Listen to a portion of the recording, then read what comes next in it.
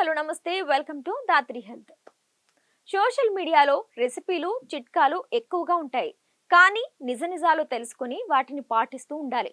ఇటీవల కాలంలో పచ్చి కరివేపాకు ఆకులను నమలడం వల్ల జుట్టు ఆరోగ్యంగా బాగుపడుతుందనే వార్త హల్చల్ చేస్తుంది. దీంట్లో నిజాలేంటో చూద్దాం రండి. కరివేపాకుతో చాలా ఆరోగ్య ప్రయోజనాలు ఉన్నాయి.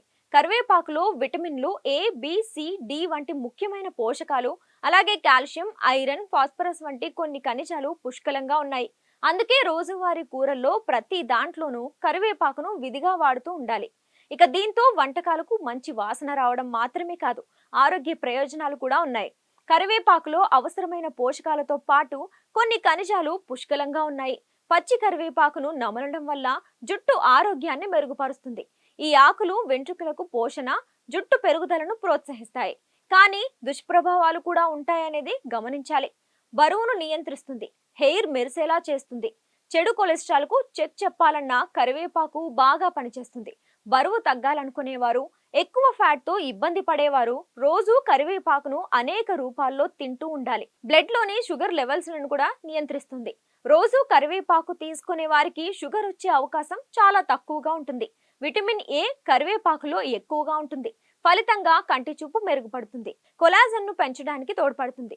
చుండ్రు, జుట్టు రాలిపోవడం లాంటి సమస్యలను అధిగమించవచ్చు. ఇందులో లభించే కెరోటిన్ తో జుట్టు నిగనిగలాడుతూ బాగా పెరుగుతుంది. జుట్టు తెల్లగా అవ్వకుండా కాపాడుతుంది. మూత్రంలో మంట, మూత్రం సరిగ్గా రాకపోవడం లాంటి సమస్యలు ఏమీ కూడా ఉండవు. కిడ్నీల్లో రాళ్లతో బాధపడేవారు కరివేపాకులను ఎక్కువగా తీసుకోవాలి. అజీర్తిని తగ్గించి ఆకలిని పెంచుతుంది. కరివేపాకు ఆకలిని బాగా పెంచుతుంది. అందుకే జబ్బు పడిన వారికి, జ్వరం వచ్చినా తగ్గని వారికి ధనియాలు, కరివేపాకుతో చేసిన కారపొడిని తినిపిస్తారు. విరోచనాలతో బాధపడేవారు కరివేపాకును బాగా ఎండబెట్టి దాన్ని పొడిగా చేసుకుని కాస్త తేనె కలుపుకొని తాగుతారు. రోజు 4 పచ్చి కరివేపాకు ఆకులను తినొచ్చు. అయితే దాని మీద పురుగుల మందు అవశేషాలు లేకుండా జాగ్రత్త పడాలి. శుభ్రంగా కడిగి తింటే చాలా రకాల అనారోగ్యాల నుంచి తప్పించుకోవచ్చు.